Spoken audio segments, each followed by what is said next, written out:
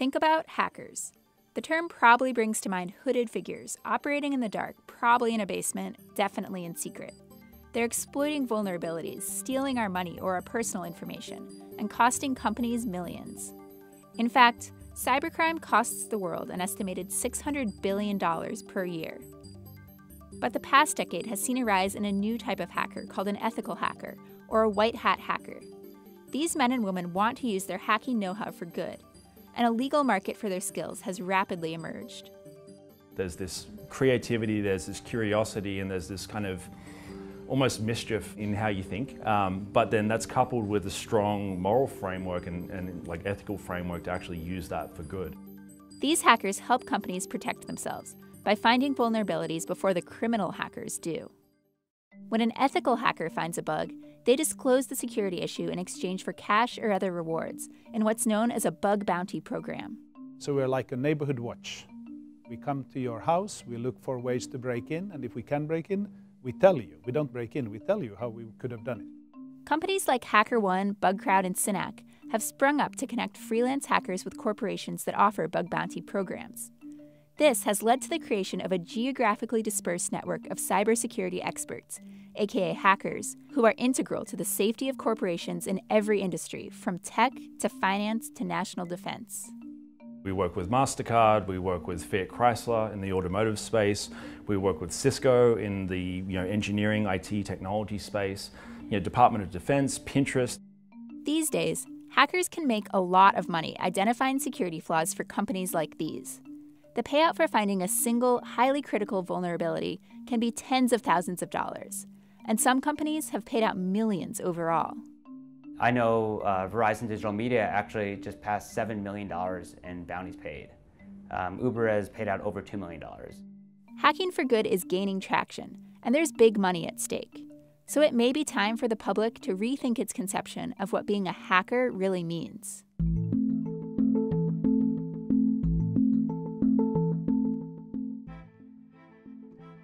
Ever since computers have existed, people have been trying to break into them.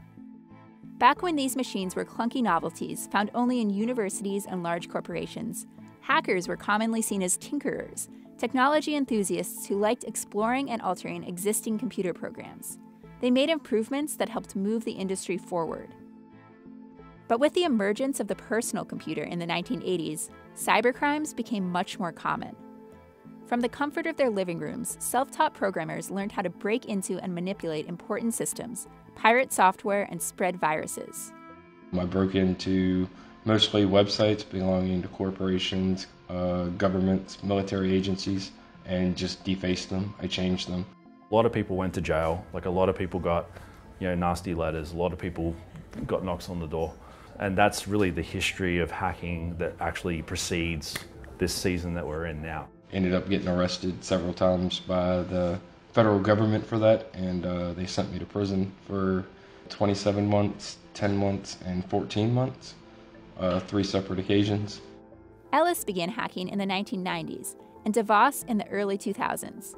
By then, the hacker stereotype was already well established, thanks to media like the popular 1983 movie War Games, which revolved around a disaffected but intelligent teen accidentally hacking into a top-secret military supercomputer, nearly starting World War III.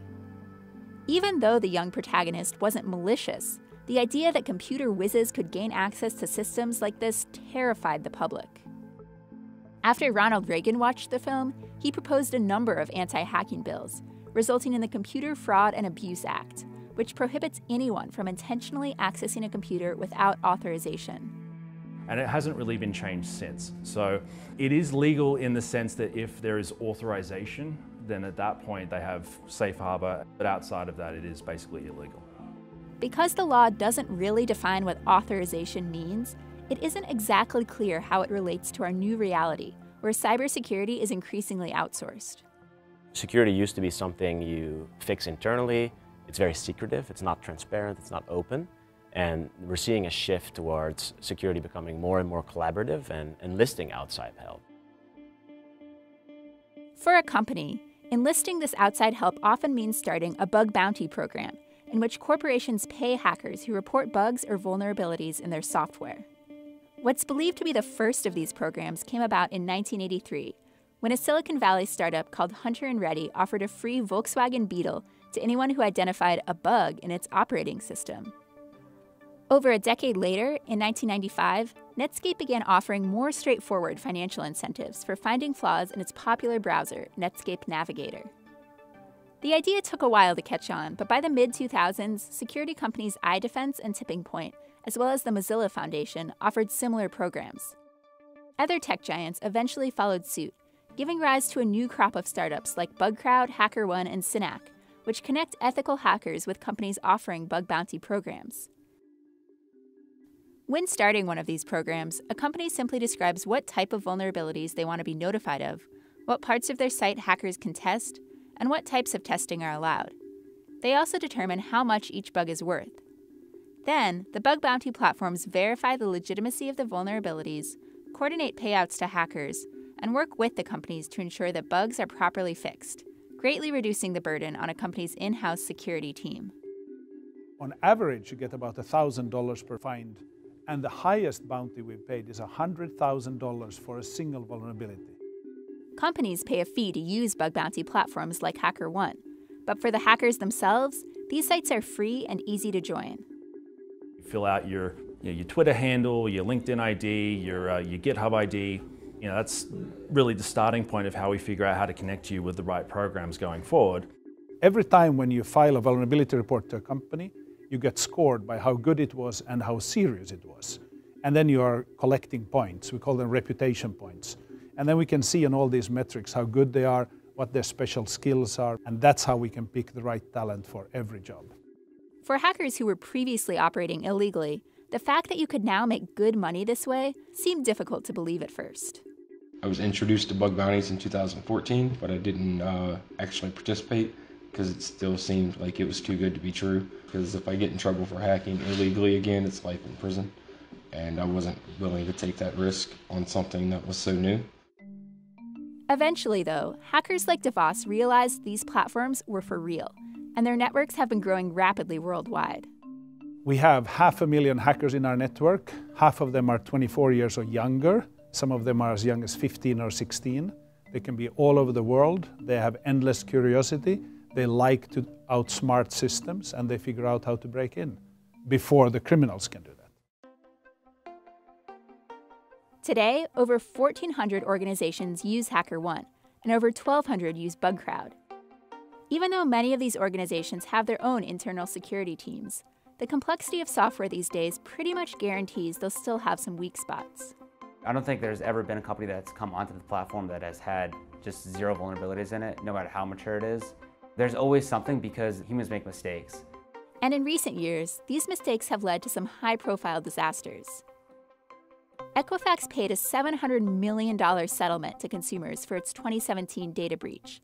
And in 2019, Yahoo agreed to pay an $117.5 million settlement for a series of hacks that exposed the personal information of up to 3 billion accounts. If you have a data breach, the average cost to you is $7 million, and many have had breaches that have cost them $100 million or more. We help averting the breaches by fixing the vulnerabilities ahead of time, and the price you pay for that is a fraction of the cost of a breach.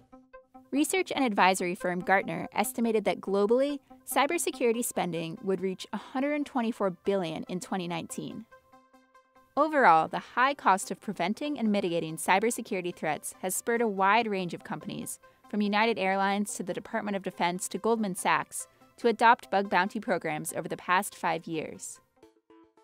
Probably the turning point in adoption for what we're doing was when the Department of Defense launched the Hack the Pentagon project, which we're now very much a part of. So there you have the world's largest organization with the most powerful weapons in the world, unlimited budgets, and they've concluded that to be truly secure, they need the help of hackers. And we've found already over 12,000 vulnerabilities for the Department of Defense. That's like the greatest part of it, is being able to hack like the US government and military and not worry that your door's going to get kicked in by a SWAT team anymore. Because that's happened 4 times to me. These days, rather than getting arrested, DeVos's hacking obsession has made him wealthier than he'd ever imagined. In total, he's netted well over $1 million over the course of his ethical hacking career. I'm at $840,000 just on HackerOne for 2019.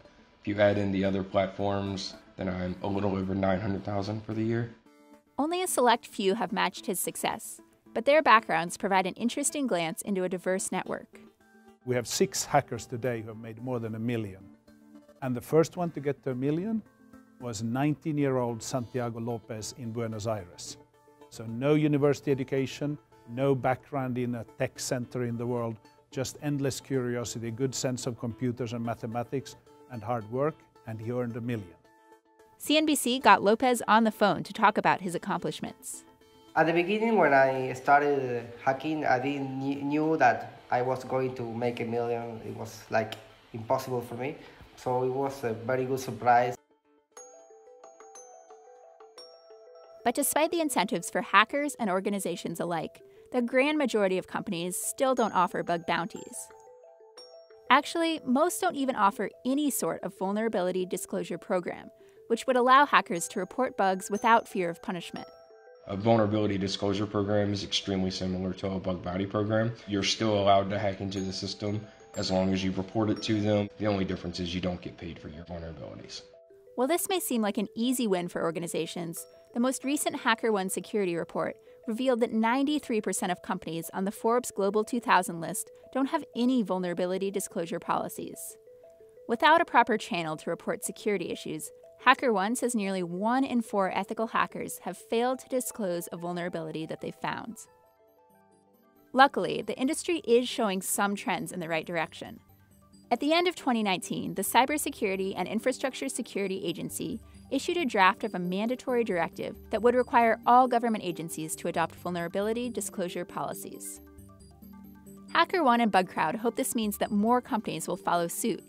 And to ensure that the talent pool is able to meet the growing demand, both even offer their own free educational initiatives to teach newbies the basics of hacking. Yeah, the internet is a pretty gnarly place these days. And really what it comes down to is that you can't control what an attacker is going to do, but you can control where your defenses are up to when they arrive. As for the individuals on these platforms, they just want people to know that despite what you may have heard about hackers, in the world we live in today, they're often on our side. They always see the hacker like the bad guy, but it's the good guy now. We're here to help. We're not just some sketchy people in their mom's basement who are out there to cause damage. We're professionals who work in the industry who actually want to make the companies better.